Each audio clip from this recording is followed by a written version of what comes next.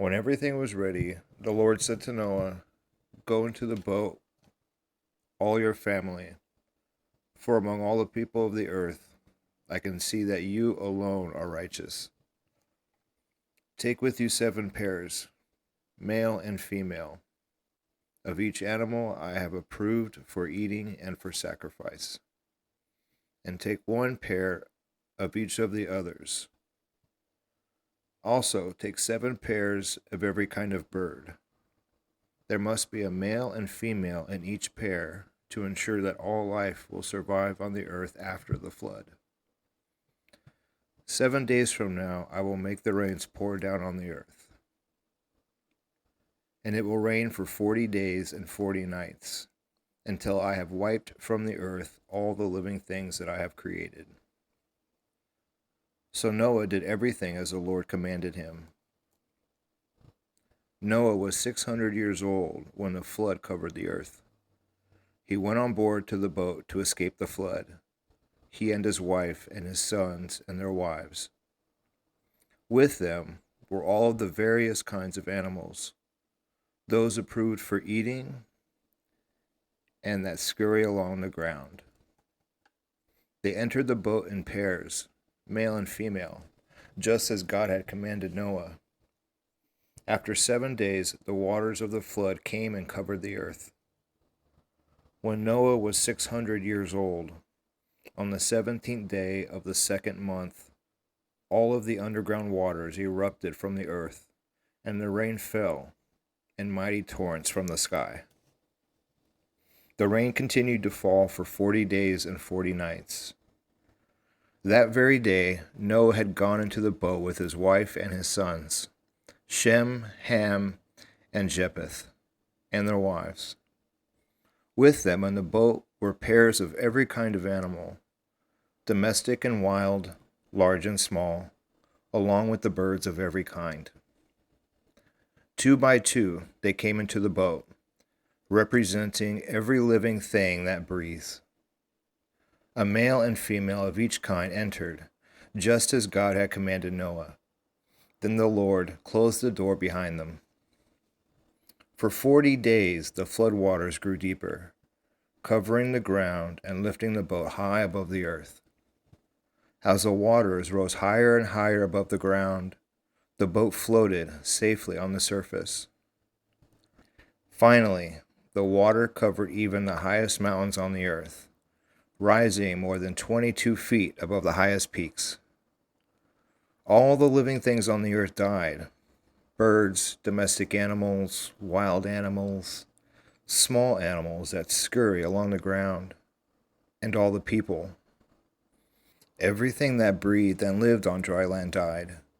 God wiped out every living thing on earth: people, livestock, small animals that scurry along the ground, and the birds in the sky.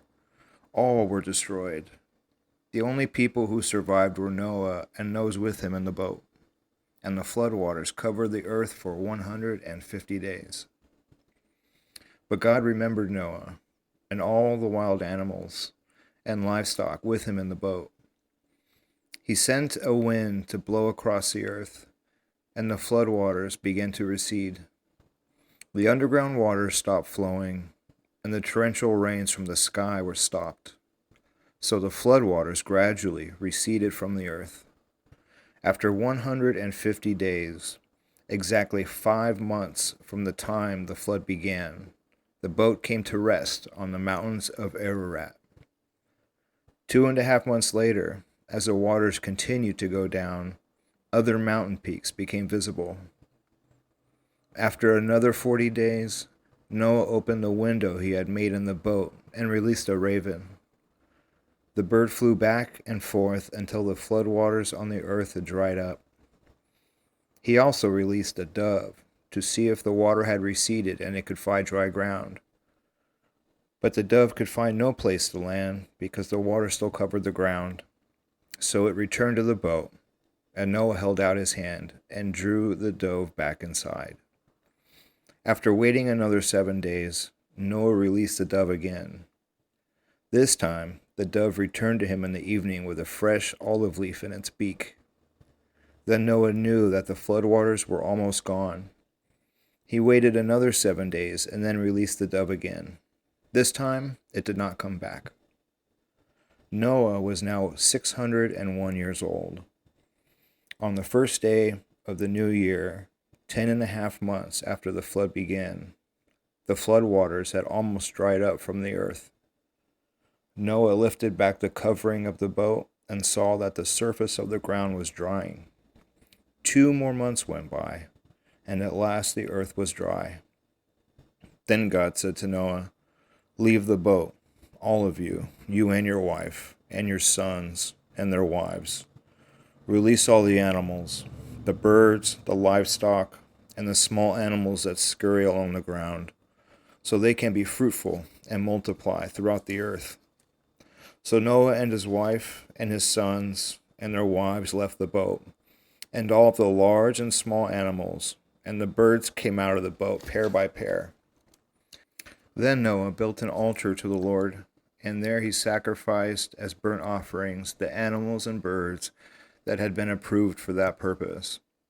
And the Lord was pleased with the aroma of the sacrifice, and said to himself, "I will never again curse the ground because of the human race, even though everything they think or imagine is bent toward evil from childhood.